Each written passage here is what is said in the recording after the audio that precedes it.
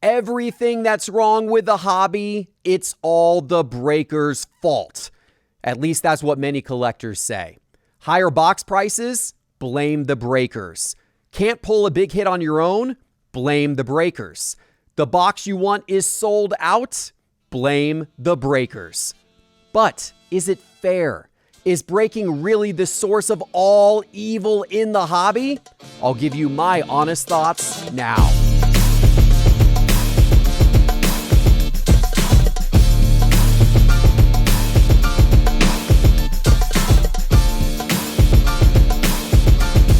The Geoff Wilson Show is brought to you by Arena Club, the official home of slab packs. Now available every day, slab packs offer an exciting way to collect graded cards with confidence.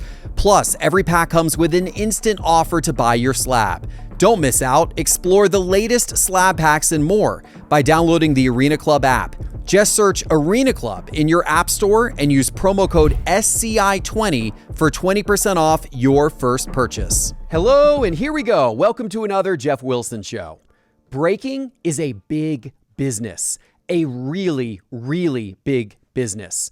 I know because I own a breaking company, and I am seeing every single month breaking become a bigger part of the overall revenue of Cards HQ.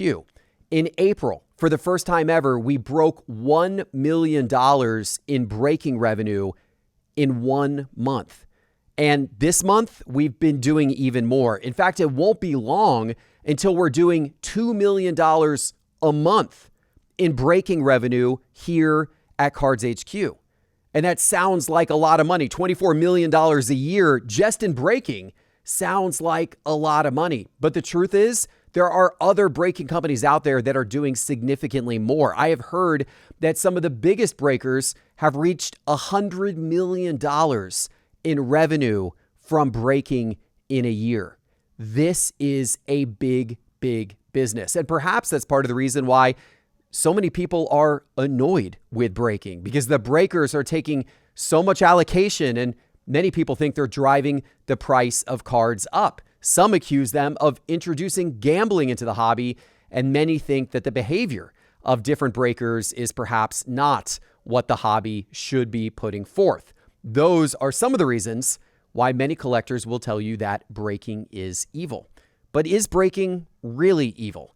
Well, let's talk about it. First of all, at its fundamental core, breaking is no different than opening up a box and allowing multiple people to get into that opening of the box to make it more affordable.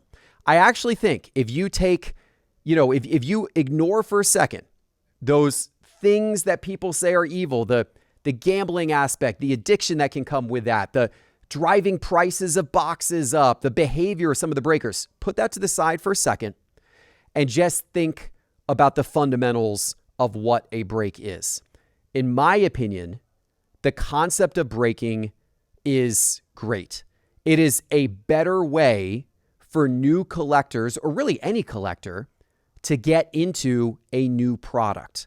It's a more affordable introduction to a new product. It's a more affordable way to get the experience of opening up a box but not having to pay for the entire box. At its core, all breaking is doing is taking a box and then dividing the cost of the box up by the number of people in the break and having somebody open it and distribute the cards. That at its core is actually very wholesome. It actually saves people money. It's actually a more affordable way to be able to get into a product and get that experience of opening up a box. It actually builds hobby community. It brings people together. It allows people to participate in the excitement. And even if they're not the one hitting the big card, they're cheering on the other people in the break. And when one of them hits the big card, the whole group is celebrating together. It also allows team collectors the ability to very cost effectively and efficiently collect their team if they're buying into pick your team breaks. There's a lot fundamentally that I think is really, really good about breaking.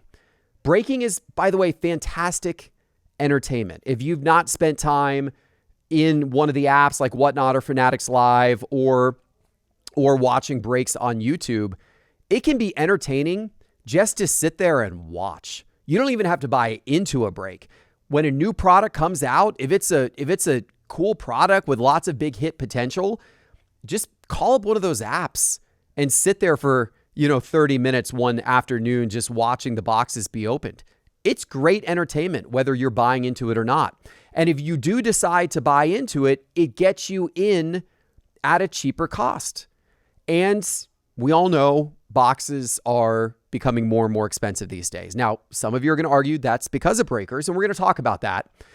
But whatever the reason, box prices are increasing. Now, oftentimes, the high-end hits that are being put into boxes, they're actually getting better and better as well. Topps especially has put a lot of focus in the last couple of years of developing bigger and better chase cards. I mean, the MLB debut patch is the ultimate example of that. And soon we'll have the NBA debut patch and the NFL debut patch as well. Those are massive chase cards. And by the way, a reason why a lot of people are going to get into a break to get cards like that. But it's not just the debut patches. Topps, product after product, has done a really good job of adding really attractive, cool chase cards to every new release they're putting out.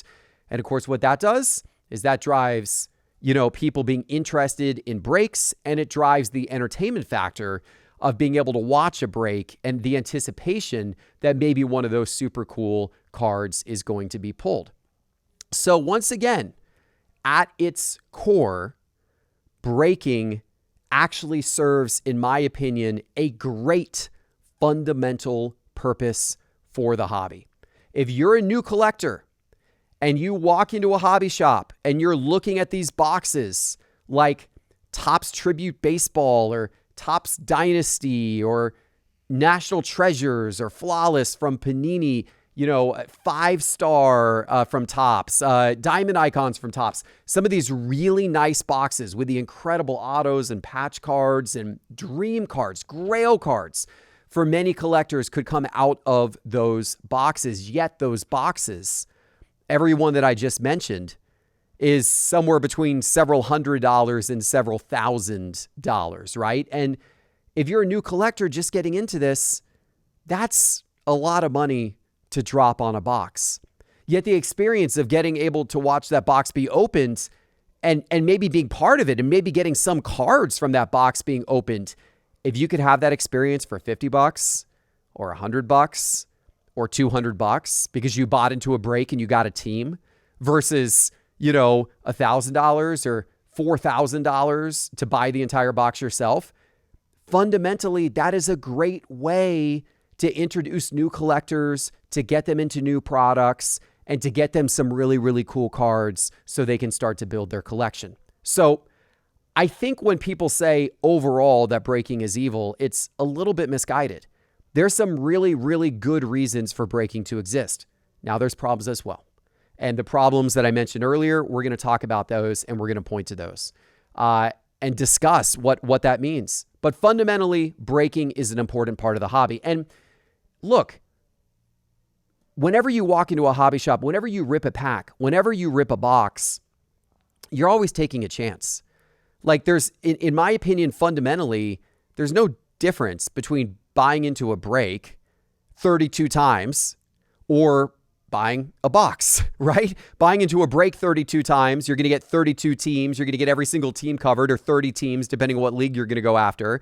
Or you could buy the box and you're going to basically end up with kind of the same thing. Now, maybe you're going to pay a little bit more for buying 30 teams or 32 teams in a break than you would from buying the box. But that makes sense because you're getting the entertainment factor of somebody opening up the box for you, sorting all the cards, processing all the cards, shipping all the cards. And oh yeah, if you're going to buy 30 teams in a break, you could do that over the course of 30 different breaks, which means your entertainment factor of getting to watch boxes opened and having that chance of hitting something, you can get 30 times the entertainment versus just buying the box yourself, ripping it, and then that experience being over in a matter of minutes.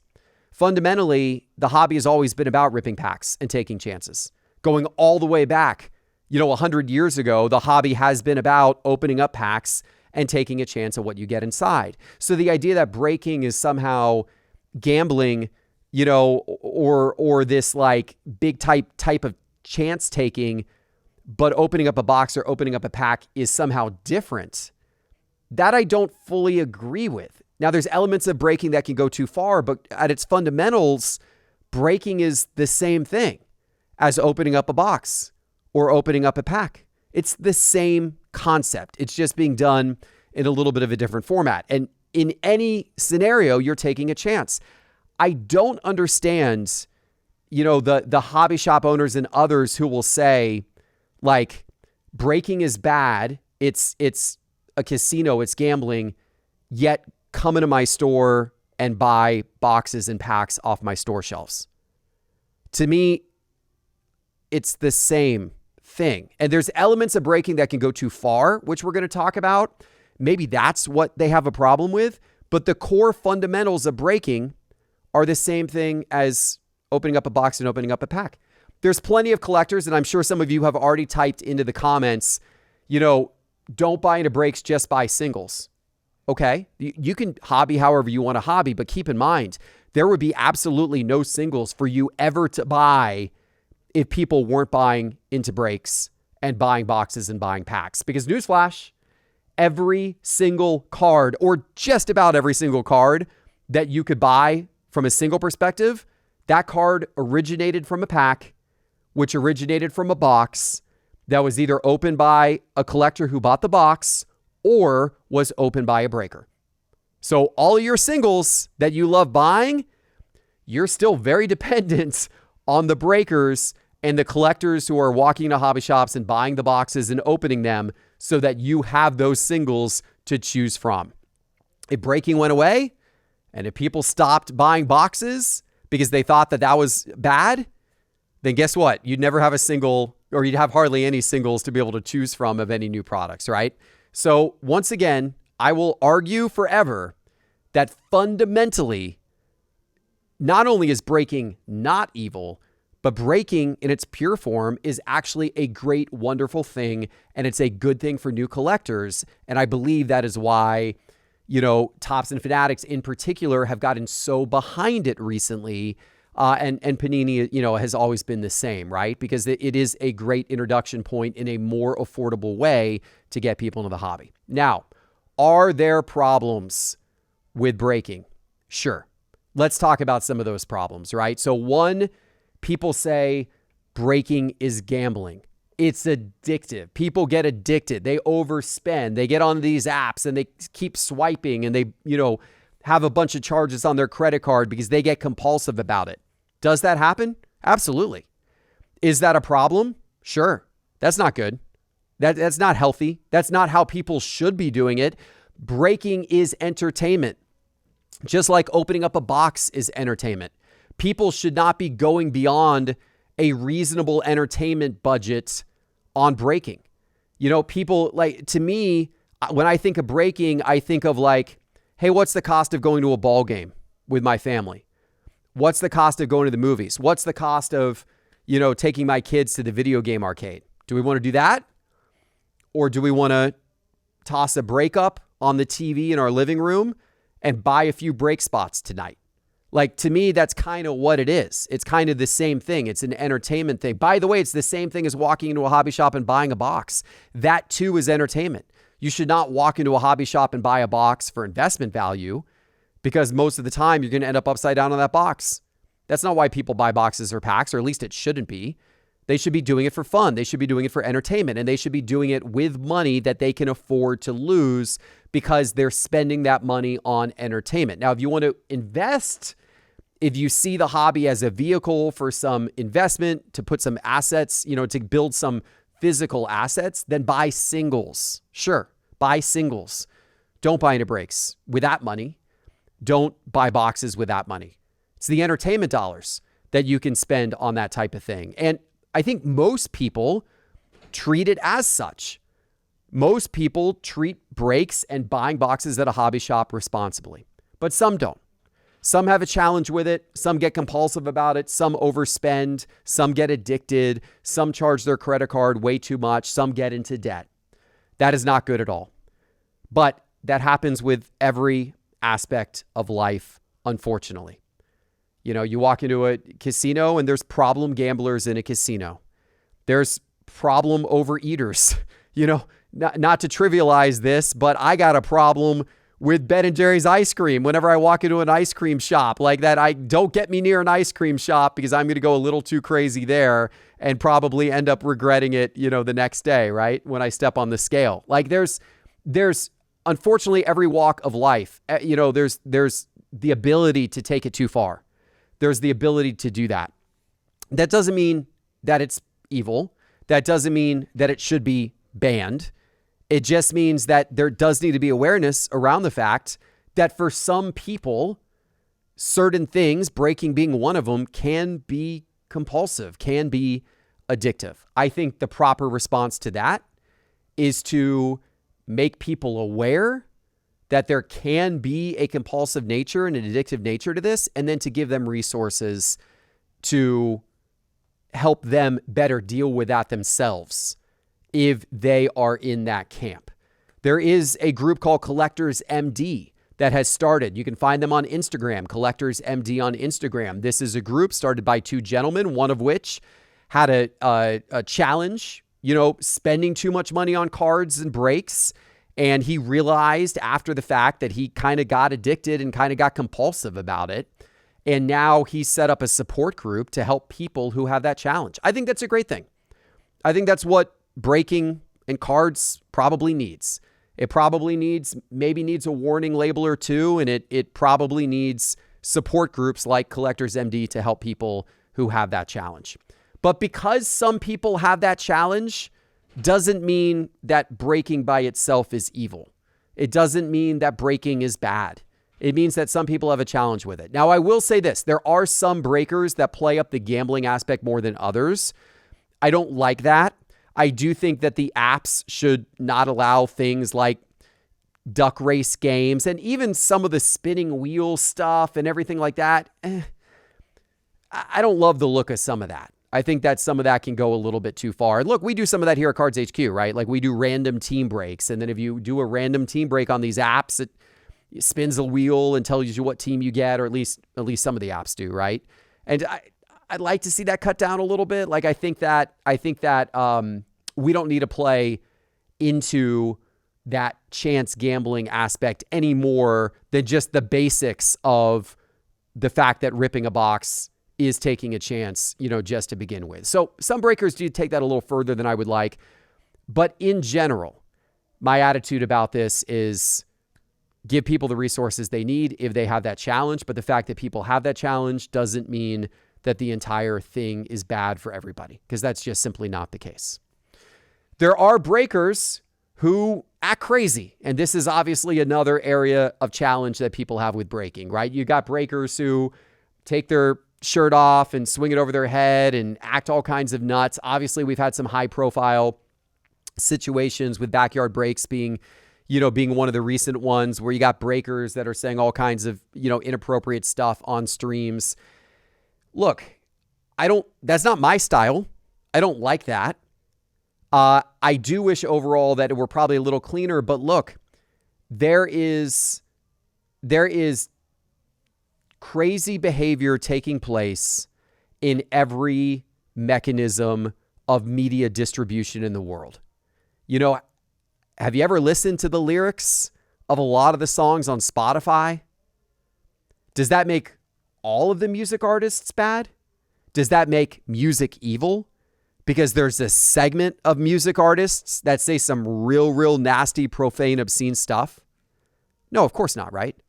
You're not blaming every artist and musician or music as a whole, because there are certain artists who take their lyrics in a direction that I don't like and maybe you don't like. There's crazy content on YouTube. If you go deep diving on YouTube, you can find some wickedly inappropriate stuff on YouTube that probably would offend you to your core. But you probably don't pay attention to that. That's not what you go after. You don't go look at other things on YouTube that would just trigger you for the purpose of getting triggered, right? So just because there's some really awful stuff on YouTube doesn't mean that every YouTube channel is bad. Certainly doesn't, right? Same with breaking. Yeah, there's breakers that act crazy. There's breakers that say inappropriate things. There is a lot of that in breaking. I don't like it, but you may not like it, but don't pay attention to it. Don't go into those breaks. Don't support those breaks. Don't watch those breaks. And just because some do that, that doesn't make breaking evil. That doesn't make other breakers bad. By the way, there are plenty of breakers who keep things clean. There's plenty of breakers that don't do any of that. In fact, I'll tell you personally, at Cards HQ, when all of the backyard stuff went down, we had a team meeting with all of our breakers. And we said, look, we want to be different than that. We, up to that point, did not have set standards for what our breakers were or were not allowed to talk about on stream. But as soon as that happened with backyard breaks, we called a meeting with all of our breakers and we said, we're going to put standards in place because we wanted to be real clear what is and is not acceptable in Cards HQ's breaks. We said, no profanity, no alcohol, no adult topics, no politics, none of that. And ever since that day, we've had none of that on any of our Cards HQ streams. Before then, we had a little bit of that occasionally. But after that, we had none of that, and we will not have any of that. And that's how we chose to address it as an organization. There's other breakers that have done the same thing. Like if you go into like Mama Breaks, for example, her breaks are always wholesome and clean and just a positive, fun community. And breakers have a lot different styles. Like here at Cards HQ, some people don't like the breakers, even profanity aside, some people don't like the breakers that get real hyped up and are, super excitable on the streams and are celebrating every hit. Cool. There's breakers who don't act that way at all. Here at Cards HQ, we've got Allie. Allie's been on this show before. Allie has a different temperament. She's chill. She hits a big card and it treats that respectfully, but in a calm way compared to what you would see from any other breaker out there. That's her vibe. That's her style. She likes more chill, calm, and her audience likes more chill, calm. There's other breakers like Allie that are that way as well. There's a flavor of breaker for whatever you could possibly imagine. So if you don't like the flavor of certain breakers, just like I don't, ignore them. But that doesn't make breaking evil. That doesn't make all breakers bad. That's not a thing. That's not a thing. Let's talk about box prices. People blame breakers for making box prices go up. People say, oh, breakers are buying up all the supply. Breakers buying all the boxes and then, reselling them through breaks is causing price to go up. I think there's some truth to this one. I think that yes, breakers get a lot of the supply these days. Breakers are buying a lot of boxes, and that probably is squeezing the supply a little bit and maybe having an effect on prices. And I understand why collectors could be concerned about that. But at the end of the day, this is how supply and demand works. It's a free market. Breakers are buying up supply because there's demand, because people like buying into breaks. The only reason why breakers buy up lots of supply is because consumers are buying into their breaks. That's the only reason. If collectors weren't drawn to breaking, breakers would not be buying up the supply. But because collectors are drawn into breaking and collectors enjoy breaking, then breakers are buying up a lot of supply. And that means maybe less supply for, the shelves of hobby shops or whatever, and maybe prices overall are going up as a result. But I think you have to ask yourself, is this breakers that are creating this problem, or is this the collectors that are buying into breaks that are creating this problem? And by the way, I don't even see it as a problem. I see it as how the market is naturally working and how supply and demand work. But I know some of you see it as a problem. But I think your blame on this may be somewhat misguided. Once again, if nobody was buying into breaks, breakers would not be buying any supply at all. Demand for breaking is increasing, it feels like, every single month. Why? Because collectors like it. You may not like it, but there's a lot of collectors that like it.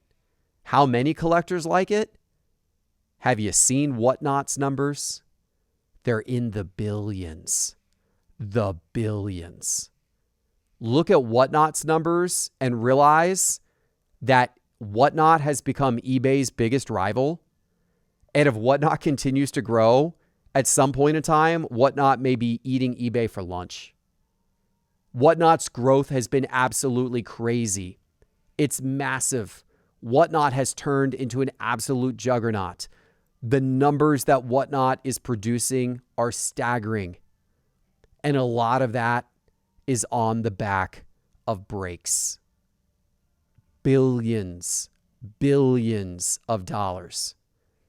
Do you think Whatnot and the breakers on Whatnot just like tricked all those collectors to buy into their breaks? Was that just like, are they like running some type of trick to trick people at that level? Or is it that collectors just enjoy it?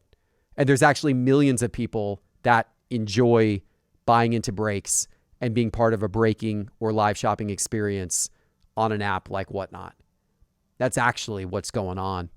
And just because you don't like it and your friends don't like it and some of the loud people on social media don't like it, doesn't mean that that's representative of the average collector. Because the average collector seems to like breaking. Because demand for breaking is going up and up and up. And the numbers are going up and up and up. It's supply and demand. It's free market. Breakers are, in fact, buying up a lot of the supply because the demand is there. Next time you're mad about this, I'd think about the collectors who are buying into those breaks as maybe what you're mad about. I don't think it's the app and I don't think it's the breakers. This is supply and demand, and this is how the market is speaking right now. So I'm going to leave with this. Does breaking have problems? Absolutely. But at its core, breaking is actually fundamentally good. It's not evil at all. And next time that you feel like going out and ranting about breaking and blaming breakers and saying that breaking and breakers have ruined the hobby, maybe instead just try it out a little bit. Try leaning into it. Get into a break with a breaker whose style matches what you like. Buy a team. Enjoy the community. Connect with those that are there. Do you get skunked? Do you end the break with no cards or nothing of value? Yeah, that can happen. Guess what? The same thing can happen when you open up a box from a hobby shop. Except in that break that you just bought into, you probably spent way less than what you would have spent on that box in the hobby shop. So maybe instead of blaming breaks as the source of all evil, maybe you should take a moment to figure out how to do breaking in the way that is best for you. Maybe you'll surprise yourself and you'll actually find a little bit of joy in it, and you'll actually realize, hey, this isn't so bad after all. All right, guys, what do you think? Please let me know in the comments. And don't forget the full-length Geoff Wilson Show videos. They're available on YouTube on the Geoff Wilson Show channel, but also on Apple Podcasts and on Spotify. So make sure you are subscribed everywhere. Thanks for watching, and we'll see you soon with our next one. Take care.